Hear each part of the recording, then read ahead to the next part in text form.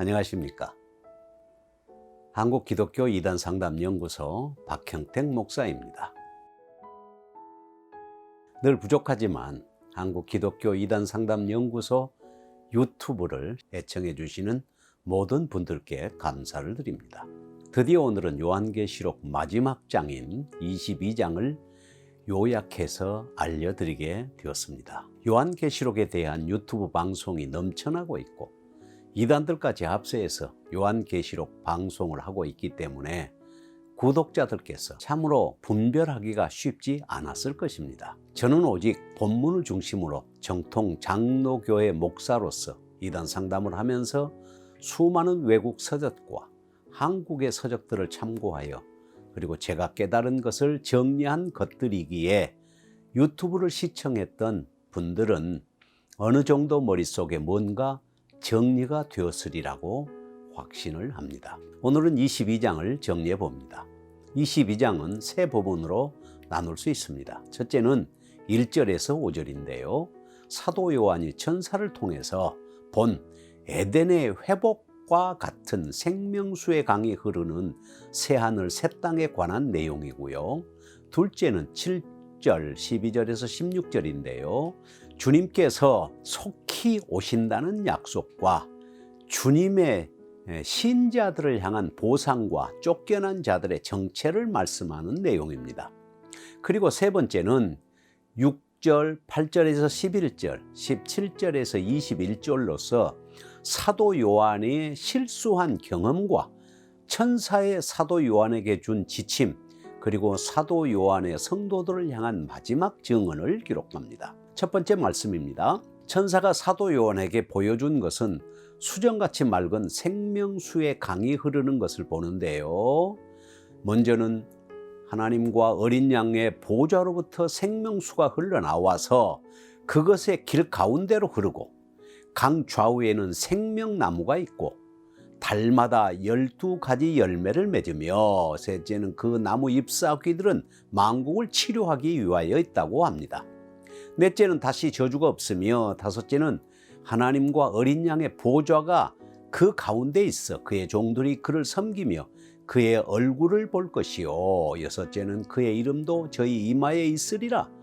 그리고 일곱째는 다시는 밤이 없겠고 등불과 햇빛이 필요 없으리니 이는 주 하나님이 저희에게 비치심이라.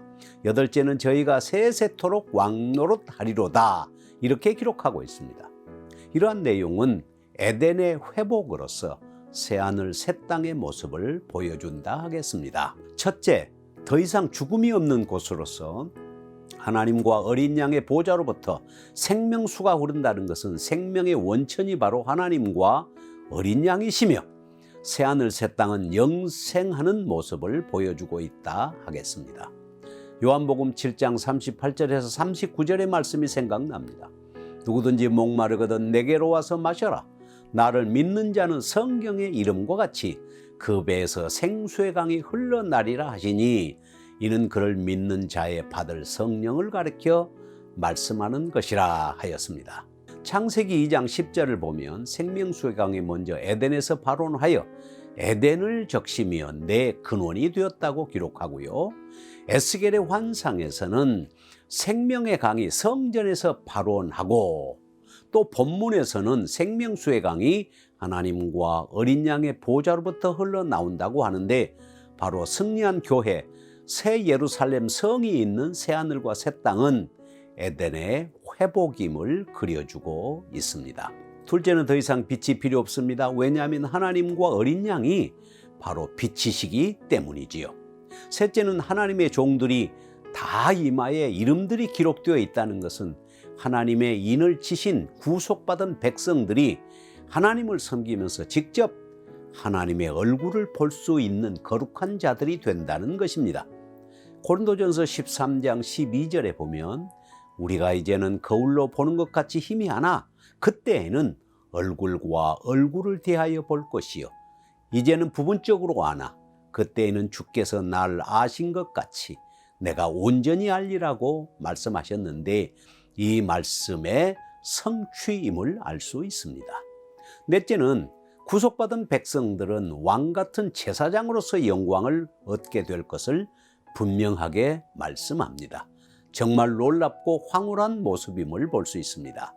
그런데 에덴의 회복에 대한 환상을 보는 중에 더 이상 저주가 없고 성도들이 하나님을 섬기며 더 이상 밤이 없다고 하나님의 얼굴을 보고 왕노릇한다는 성도들의 삶에 대하여 모두 미래적으로 표현한다는 것입니다.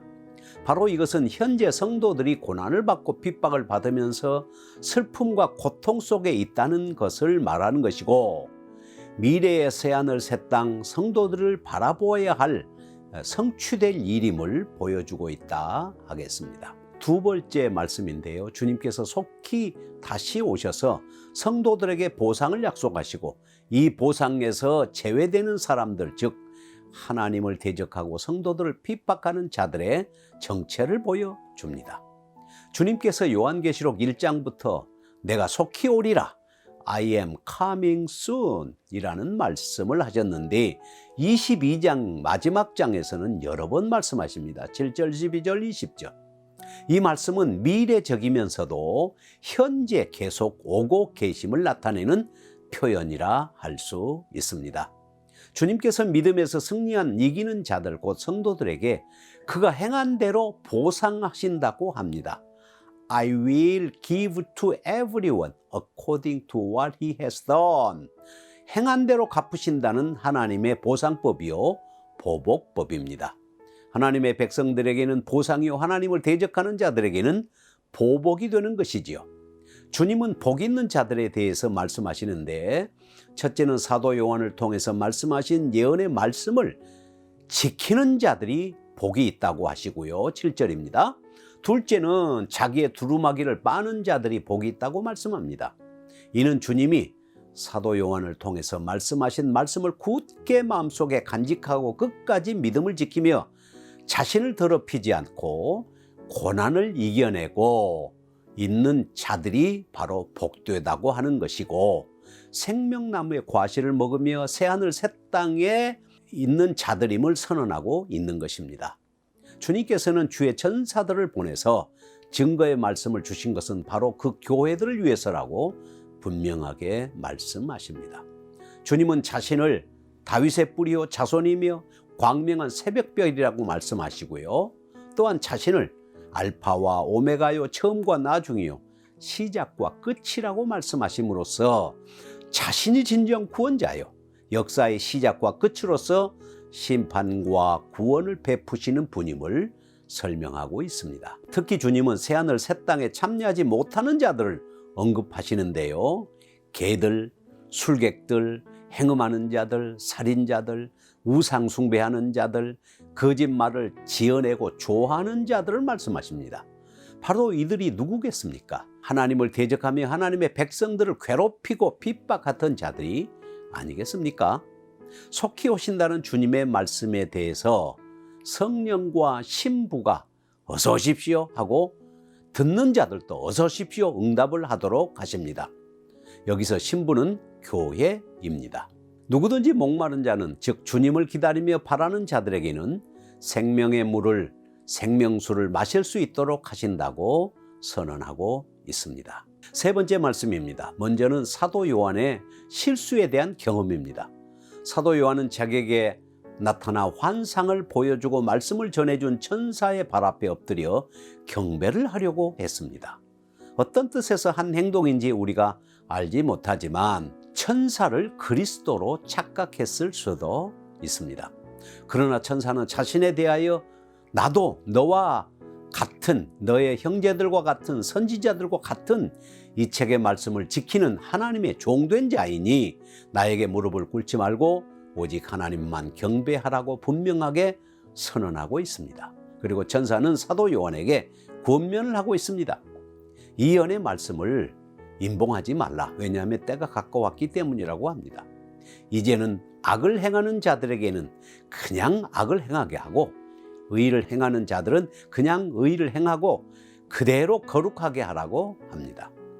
이제는 오직 하나님의 심판과 구속만이 있을 뿐 더 이상 기회가 없다고 하는 말씀으로 해석이 됩니다. 다음으로 사도 요한의 증언입니다.